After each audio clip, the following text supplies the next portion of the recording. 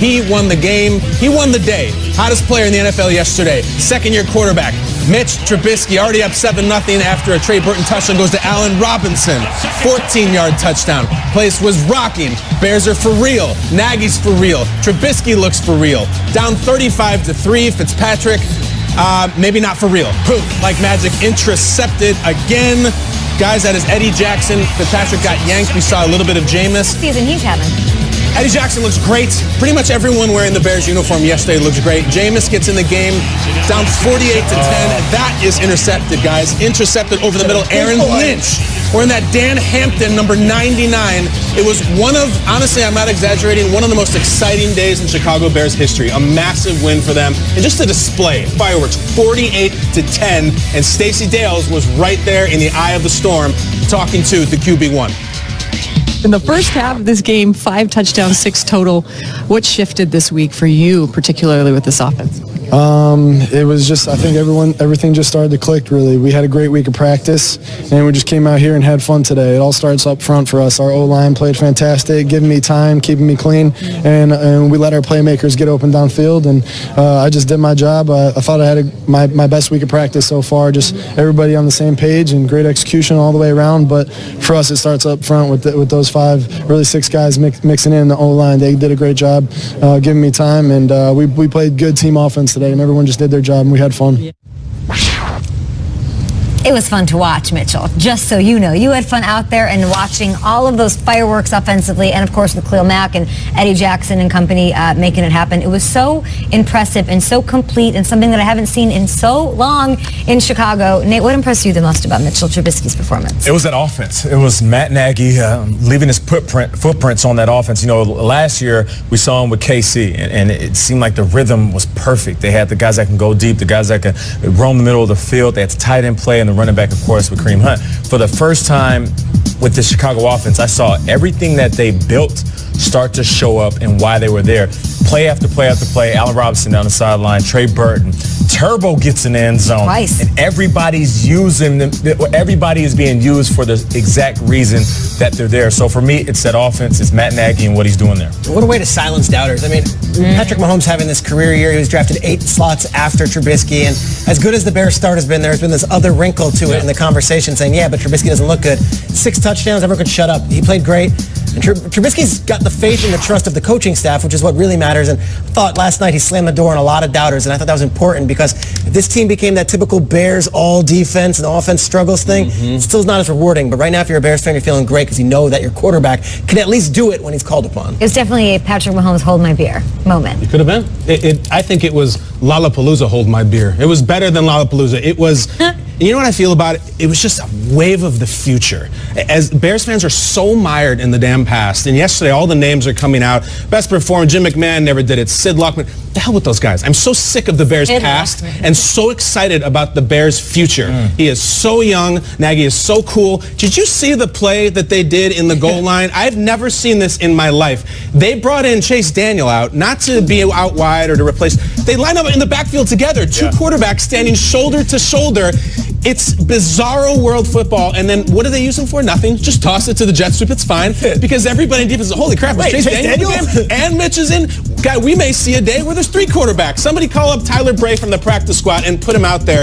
It just was a warm hug of a breeze from the future. Exactly the future. The Bears have never been about the future, and I'm so sick. I'm going to make a pledge on the show. I'm never going to mention Jay Cutler, Rex Grossman, Jim McMahon, any of those guys. Has-beens, goodbye. We respect them. It is the future of this team, and we saw a lightning wave of it yesterday. Right. Amazing. 85 is just everywhere in Chicago. It's all they talk about. It's all they talk about. All they talk about. 18. They got to turn the page to 18. As a fan, it's just the coolest thing, and it's not me alone because I'm from Chicago, but it's if you're the Jags fans know what this feels like. They went through it last year. If you're a Cleveland Brown fan this season, the Lions, any team that struggles, the Titans or feels disrespected, like you will have a chance. And even if it's this one win, when you see your quarterback out there slinging it for 6 touchdowns, it is the coolest feeling, and it is why football is so amazing and so addictive and why we cannot get enough. It's fun. And you know, okay, I was a little cranky last week. I said, hold on, King of the North, everybody chill out. I feel very differently now because you can't just ride a defense to win. It was Trubisky. I will say, looking at the schedule, I think it's very interesting. They're going into the bye. And in a couple weeks, the Patriots come to Soldier Field, and I'm sure they'll have a head of steam. And Belichick against young quarterbacks is a genius. I cannot wait for that game. Patriots at Bears, and we'll really find out. Are they king? Are they king of the North? Yeah. No, they're not king yet. They're trying to sit on the throne, but it's still early. They're the sole possession of the NFC North for 2 weeks. She says yes, she says no. They are October The two sides of Chicago. We have to enjoy these things while they're happening. What are you doing? Chicago's probably split They're just not like the this. king of the North. Too much into the future. Enjoy what you have in front of you now. By the way, King of the can we give a North? shout out to Lil Smokey out there? Lil Smokey looks great out there. Rick Cohen is fantastic. And you said Mahomes had to hold my beer with Trubisky. How about McVay? Hey, Matt Nagy said hold my beer. Yes, here we go. It's fun. All right, let's talk about another great offensive play caller, Sean Payton, going in to New York with his Saints. The Giants Saints won. This one, a lot of people thought the Giants were going to win this one. They felt like, all right, they got their win last week against the Texans. They're coming home. It's a late afternoon start. Giants fans will be nice and ready to go. But you know what? The defense held their own early. They stopped the Saints a bunch of times in the red zone, held them to field goals. The Giants just couldn't score. So then Alvin Kamara, he takes this one to the house. This is the game. Oh, man. This is it. They got the angle. A controversial penalty. What angle, Fire? What angle are you talking about? Saints rolled. Saints rolled. They rolled so much they went into the tunnel. Michael Thomas just followed it out the game. Saints kick butt. Hey, Coach, I'm headed home. I just scored a touchdown. I'm walking straight into the locker room. All right, here go the Cowboys hosting my Lions. Matt Stafford looking for his golden goose, Golden Tate, up the sideline. He had 2 TDs on this day, 8 receptions, 132. How good is Golden Tate? He's hilarious. He's so Best in good. football after the catch. And when he gets close to the end zone, he's always taunting. Just a little bit of taunting, not a flag taunting. All right, but here we go. Dak Prescott, who's he looking for? It's like the butler, Mr. D. Zeke, sir. Where'd you come from? Is that Steve Buscemi? Yeah, sneaky, sir. All right, here we go. Touchdown right here. Field goal right here to win the game. 4th and 5, 3 seconds left, and that is Brett Mayer. Make sure I got that right. Cowboys, they win 26-24. Thanks for the ride, dudes. Cowboys now 2-2. Jerry Jones held his breath, and then he gave one of those. He's really happy about that. Time to see who is this weekend's hardest working player, presented by Duluth Trading Company. It's Zeke Elliott, Cowboys running back. Yeah, he definitely got his work, and he racked up a career-high 240 yards from scrimmage. Dallas now 3-0 in games where Zeke has the ball for over 200 yards. Let's catch up with Deion Sanders. I guess you consider that balling. Oh, yeah. Yes, Sure. so then he gets the call. We did a good job going out there, starting fast.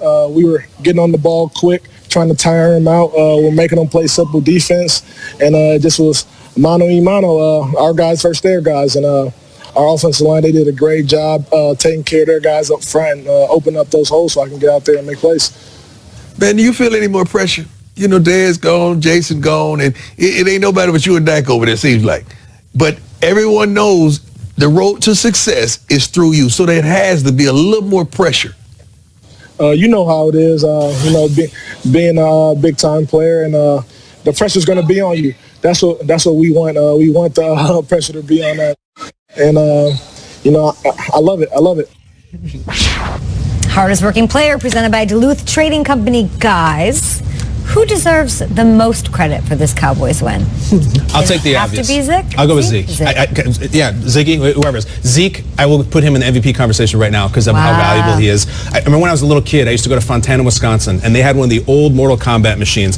And someone would always spill beer all over it, so a couple of the buttons wouldn't work, and you had to fight with just low kick and low punch, no high kick, and it was almost impossible. I feel like that's what the Cowboys are doing. A couple of their buttons are sticky, and they're still knocking people out. They're still getting to Goro because of Dak, and especially because of Zeke. The play downfield was the play of the year for the Cowboys for sure, and it was also a fascinating development that Ezekiel Elliott's making an over-the-shoulder catch. That ball traveled 31 yards in the air. The longest catch he's ever had in his career traveled 12. He's not a guy like a Kamara or David Johnson who runs down the seam and catches. He does not do that. He's your classic early 90s workhorse. So the fact that that was the play and that was the throw, Zeke not only is the MVP of this team, he is in the conversation for MVP of the league. Massive season, leading the league in rushing. Yeah, speaking of Ezekiel Elliott and looking at him after that game, talking to Deion, I was blown away by the coverage on his beard and his hair and the style. Yeah. And just like the end of the game, it got a little hairy. You look at Matt Stafford delivering that ball ball beautifully on the sideline. I'm thinking to myself, okay, there's my guy, Matt Stafford, always showing up big in Dallas.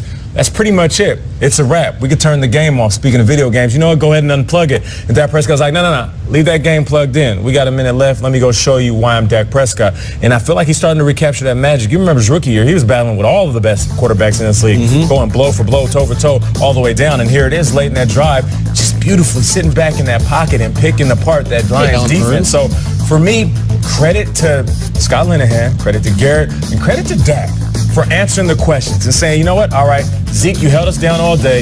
In this final drive, I'm going to make the throws and help us win this game. It's kind of like last week. I was like, Dak, forget about everything. Forget about losing Dez. Forget about losing Witten. Go out there and be undeniable. Put the team on your back. He did. He brought them down there, and they got the dub off the foot of Mayer. I'll be quick. It was just a huge win. That's what I want to make the point of. Like the Cowboys saved their season on Sunday, and it's not too dramatic to say that. You go 1-3 with losses at home, like then it starts to get out of control. Yeah.